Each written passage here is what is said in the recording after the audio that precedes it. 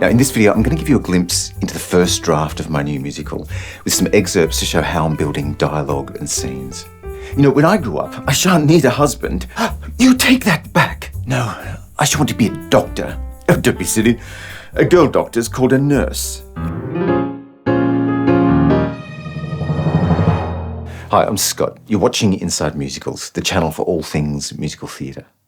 Now, up till now, I've shared a lot about the overall story of the show. So for these examples, I want to focus in on the show within the show, the pantomime at the heart of this backstage musical. So the story of the pantomime is when three children, traumatised by the London Blitz and relocated to a Cornish village, rescue an orphan dog from a terrible fate, they rediscover what it means to be family. So, simple setup. Now, I love the bite of cynical humour, but I like it better when there's some heart underneath. So in spite of the show's irreverence, it's also a sweet children's adventure, but it's not for children. We did it! The babies wouldn't cry, so we had to spank them and spank them. Could you hear it all the way to the farm? It was terribly alarming and most effective. We must have hit them awfully hard, with all the energy in our arms. Oh, Elsa, someday you'll make a wonderful mother. Now, whereas my outline is little more than ideas, it's a progression of plot and character milestones, this first draft is the first test of how these story elements translate into dialogue and scenes that come alive on the stage. How does it sound in the mouths of actors? How does it play? Now, what I'm not trying to do in this first draft is get it perfect. And I don't care if it's too long. I just want to get it on the page because then I have something to evaluate, something to edit. And I'd rather have to edit it down to the juiciest bits and try to fluff up a flaccid story, to borrow a phrase. But what I am looking for is the shape of each scene, vibrant characters, and a satisfying emotional arc. Hopefully these examples convey how I'm doing that.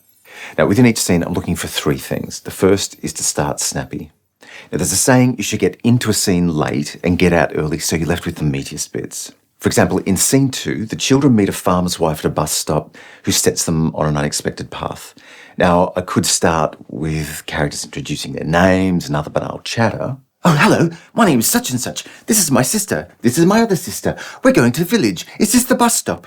Instead, I want something arresting and intriguing to pull us into the scene. So picture the farmer's wife with a black eye, rocking a baby while she sings to keep it from wailing. The farmer beats his wife within an inch of life. Oh, fiddly-dee, can't you see the farmer beats his wife? Oh, hello, my dears. What a horrible song. Well, it's a horrible man. Ah! The farmer beats his bride. The marriage up and died. For fiddly-dee upon the knee, the farmer beats his bride. Oh, a black eye for sitting on a knee. Well, it weren't his knee, were it? Now, whether we buy into the bizarre humour, whether we're repulsed by it, the scene at least starts with a bang. The farmer's wife is a big personality, and it sets up intrigue. Who is this woman? What's the story with her husband? Is it just a song, or is there more to it than that? But it means as an audience, we're listening, we're engaged. When a character's vibrant, it's memorable for the audience, and it's fun for an actor to play. Now, the second thing I want in each scene is an unexpected turn of plot that comes from either a change of fortune or a shift in status for at least one of the characters. So in scene 4, the children discover Mr. Barksworth, the dog, stranded on a cliff ledge, and Fanny and Dick both vie to be the hero of the moment. Now, Dick saves the dog, but with comments from him like, well, everyone knows girls can't climb rocks, or from Elsa, oh, boys are so brave. Fanny's determined to prove that girls can do anything boys can do by single-handedly returning Mr. Barksworth to his owner. But at the last minute, there's a reversal when Dick turns her protestations against her. I have an idea. How about you two stay here and I'll take Mr. Barksworth? I have an idea. How about you two stay here and I'll take Mr. Barksworth? Boys are so clever, but that would never do, would it? I mean, how could I leave you two here unguarded? But you are girls after all and terribly frail. No, but mother would never forgive me if you molested or maligned. But I can stand guard as good as any boy. No, you can't. Yes, I can. Oh, no, you can't. Oh, yes, I can. Well, let's settle then. Come on, Mr. Barksworth. Ooh. Now, the third thing I'm looking for in each scene, unless it's part of a sequence, is some kind of button, a laugh or a surprise to punctuate the end of the scene. So following from that last scene, where Fanny's fuming at being outsmarted by Dick, I really want it to rankle. So I contrast that with Elsa, who's totally chipper and completely oblivious to Fanny's fury. Ever practical, she unfurls a picnic blanket.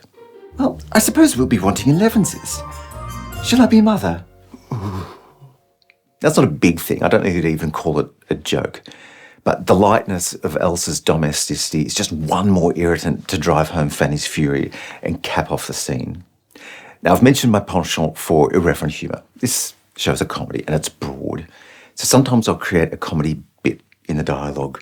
It's not strictly necessary for the drama, but hopefully the laugh justifies the moment. So, for instance, after the children become attached to Mr. Barksworth, the evil Farmer Bligh claims the dog belongs to him, but the children discover his plan to steal all the town's dogs and sell them to a dog-fighting ring to raise money for his, shall we say, fetish for ladies' nighties. It's an important plot point. So the children plan how they're going to rescue Mr. Barksworth. I don't feel right about stealing Mr. Barksworth. Stealing is wrong, no matter the intention, even to save a life. Even to save a life.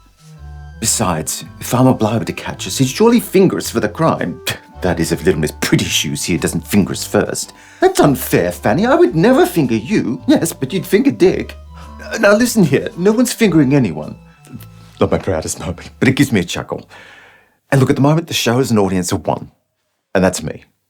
Now, I want to make each character vibrant, each with its own quirks and wants and energy and appearance. But I'm also having fun with the sound of the voices, because I have a contrast between the children with their 1940s English middle-class received pronunciation and the Cornish villagers, who all sound like pirates. And that clarity helps me lift the dialogue above the flatness of everyday conversation. Because in my head, I hear their vocabulary, their rhythm and cadence. And whether it's authentic or not, I want to at least suggest time and place. So in that earlier scene where the children meet the farmer's wife for the first time, Fanny says, "And we have all day to explore the village." "Oh, Gisson, all day." "Well, Mother has one of her headaches, you see." "Well, this one's sucking me dry at the teat, and husband what drinks his weight in wine. I know how she feels. But never you fret. Boss'll be here directly." So while the story is loaded with irreverence, I want to avoid anachronisms in the dialogue. Because I could get a cheap laugh by just dropping in contemporary slang and winking at the audience with some smug, ironic, postmodern turn of phrase. But I think the irreverence is actually funnier coming out of the mouth of babes in what we perceive as the naivety of these archaic language patterns. You know, one thing I hated about Andrew Lloyd Webber's version of The Wizard of Oz was the way they updated the dialogue to sound sassier, a bit more street, a bit more wicked.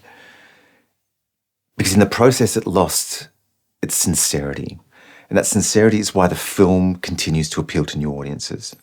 Now, I'm hoping the emotional arc of my story is built into my outline in terms of how each scene builds up to some kind of payoff at the end.